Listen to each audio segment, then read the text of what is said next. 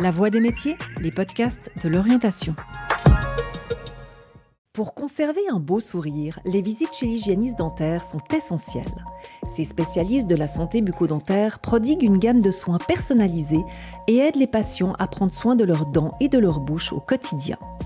Comme nous l'explique Jonathan, hygiéniste dentaire à Lausanne, nettoyer, détartrer, polir ou radiographier sont quelques-unes des facettes de ce métier. Ce qu'il aime avant tout, au-delà des gestes techniques et préventifs, c'est la relation humaine qu'il développe avec ses patients. Est-ce que vous avez des problèmes à me signaler au niveau de vos dents, des douleurs ou quoi que ce soit du genre? Non. Très bien. Alors, je vous laisse tourner légèrement la tête vers moi, ouvrez tout grand et faites-moi signe s'il y a quoi que ce soit qui ne va pas pour vous. D'accord. Je suis Jonathan, j'ai 33 ans, hygiéniste dentaire à Lausanne dans un petit cabinet dentaire et dans une grande clinique. Mon métier consiste principalement à prévenir mes patients contre les différentes maladies dentaires qu'on peut retrouver, à savoir les caries, les gingivites, les parodontites et j'en passe, à l'aide de différentes techniques d'hygiène, mais aussi simplement en éliminant les choses irritantes qui seraient sur les dents. C'est avant tout un contact préventif avec nos patients qui, s'il est bien fait et s'il est bien suivi, permet d'éviter la case dentiste en général.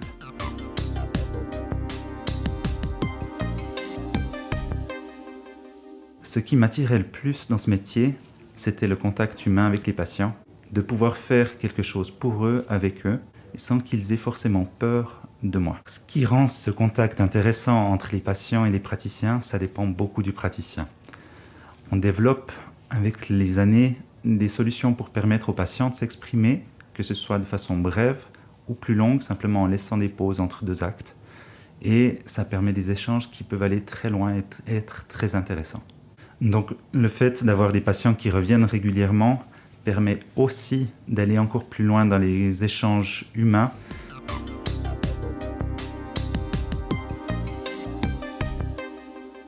Pour une journée type, elle commence soit très tôt, soit tôt. Ça commence par ouvrir son cabinet simplement, préparer ses instruments, préparer sa salle pour son premier patient, afin de pouvoir, quand il arrive, commencer le traitement de façon rapide et efficace, sans qu'il ait à attendre sur soi, sans qu'il ait à attendre sur un hygiéniste qui n'est pas préparé. Ça se poursuit avec de multiples traitements, pour certains tous les 3/4 d'heure, pour ma part toutes les heures, d'autres parfois même encore plus longs, qui permettent de faire les traitements adaptés à chacun et dans les mesures adaptées bien sûr aux besoins. Ces rendez-vous s'enchaînent tout au long de la journée avec des pauses par-ci par-là quand on a cette chance, parfois juste une pause à midi, jusqu'à la fin de la journée où il faut bien sûr désinfecter à niveau toute la salle, mais en soi, le soir après le dernier patient, il s'agit de bien fermer son cabinet, faire en sorte qu'il soit propre pour le lendemain.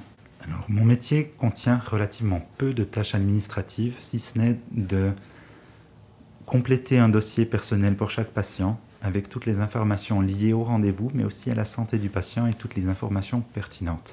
Les rappels de rendez-vous, rappeler à nos patients simplement qu'il est temps de fixer rendez-vous, ou leur rappeler le rendez-vous 2 jours après, par exemple, font partie de la tâche de certains hygiénistes et certaines hygiénistes, et parfois, ce sont les assistantes qui s'en chargent.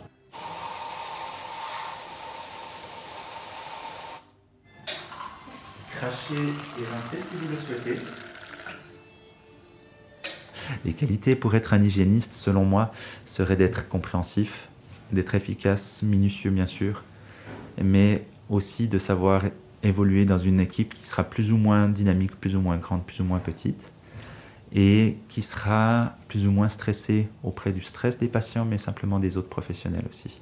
Donc pour être aussi plus ou moins apprécié de ces patients, c'est aussi intéressant de pouvoir les rassurer et les aider dans leur peur parfois du médecin dentiste et de l'hygiéniste, afin que la séance se passe de façon agréable. Agréable, c'est parfois un grand terme pour les premiers rendez-vous, mais ça se développe. Et c'est vrai qu'après plusieurs séances, parfois du coup étalées sur plusieurs années, ça devient un contact qui est plus intéressant auprès d'une personne qui avait peur. On peut le mettre au passé parfois. Bonjour madame, venez seulement avec moi, on va pouvoir passer en salle. Alors, je vous laisse vous installer tranquillement sur le fauteuil Et on va pouvoir commencer gentiment. Je vais vous pencher un peu en arrière afin de mieux voir dans votre bouche. Les avantages à ce métier pourraient être le fait de travailler à l'intérieur quand il fait froid dehors, de travailler au sec bien sûr, de pouvoir développer des relations humaines avec ses collègues aussi. On est dans son cabinet seul en tant qu'hygiéniste, mais on est dans une team en général et c'est sympathique. C'est aussi avant tout d'avoir la plupart du temps des horaires qui sont plus ou moins stables, plus ou moins faciles à apprécier. Les inconvénients pourraient être avant tout physiques. On a un métier qui amène à faire des contorsions toute la journée, à se pencher pour regarder dans la bouche de son patient. Et même si on devrait faire attention davantage à ça du point de vue ergonomique, c'est-à-dire pencher davantage le patient en arrière, lui demander de tourner la tête et à gauche et à droite. Savoir tourner autour de son patient permettrait de réduire ce genre de problème, mais c'est toujours difficile de ne pas précipiter les choses et se pencher simplement.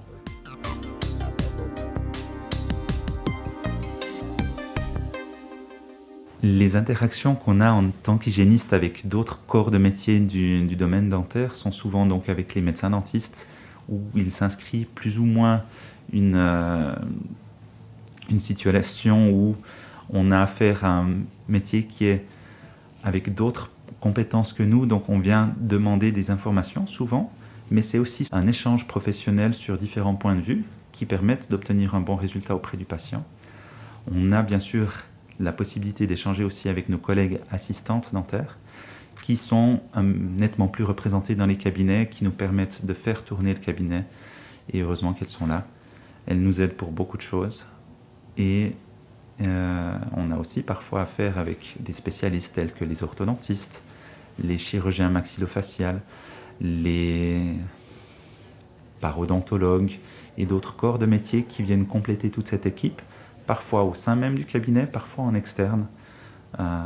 Et c'est un avantage que de pouvoir développer tout un réseau de soins qui nous permet d'évoluer nous-mêmes aussi en tant qu'hygiénistes avec d'autres apports qui viennent de tous les côtés. J'ai une question, est-ce que tu sais si mon patient de 14h45 a déjà eu des anesthésies pour faire des détartrages auparavant ou pas? Alors non, je ne sais pas du tout. Alors pas chez nous, à voir, parce qu'il n'y a eu que des soins du coup. Effectivement, il a déjà eu des anesthésies, c'est tout bon.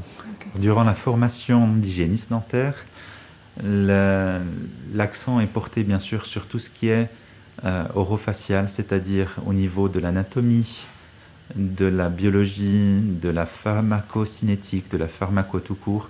Nous sommes souvent orientés quand même sur la bouche, de connaître les interactions entre différents médicaments et certains effets en bouche, par exemple. Mais bien sûr, il faut aussi apprendre le système corporel au global. Dans notre métier, on a affaire à des demandes qui sont plus ou moins orientées médicales et parfois plus ou moins orientées esthétiques. Et en tant qu'hygiéniste, on a l'avantage de pouvoir faire les deux de façon relativement simple et efficace, c'est-à-dire on peut faire des détartrages, on peut faire des blanchiments dentaires sous certaines conditions, et d'ailleurs le détartrage aussi sous certaines conditions parfois, suivant les états de santé, et ça permet de satisfaire ses patients de façon efficace.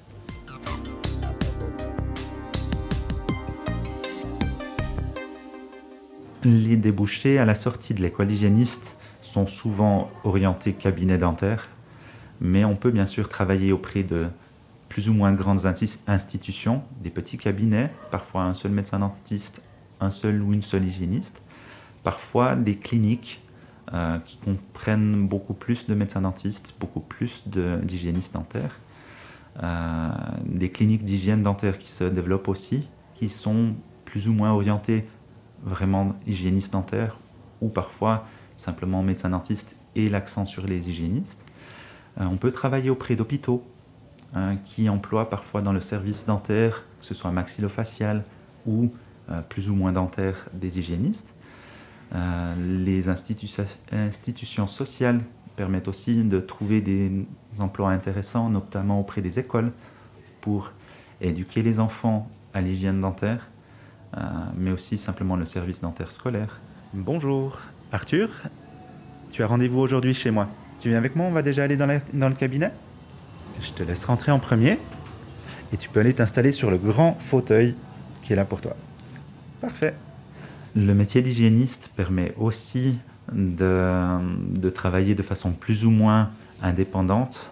Je veux dire par là, vous pouvez tout à fait vous dire que vous prenez le temps de travailler pour des mandats auprès de certains médecins dentistes quand il y a des remplacements pour les congés maternité par exemple, quand il y a des personnes qui sont malades ou blessées. Et ça permet aussi de changer alors régulièrement d'employeur en fonction des différents mandats et des différents besoins. Je l'ai fait par le passé, c'est intéressant, ça permet de développer des attaches auprès de différents employeurs et parfois de créer des emplois, simplement de découvrir que cet employeur est intéressé par vous et vous pouvez arriver à un nouveau contrat. C'est aussi un métier qui, depuis quelques années, permet de devenir complètement indépendant, c'est-à-dire de travailler de façon autonome dans sa propre structure.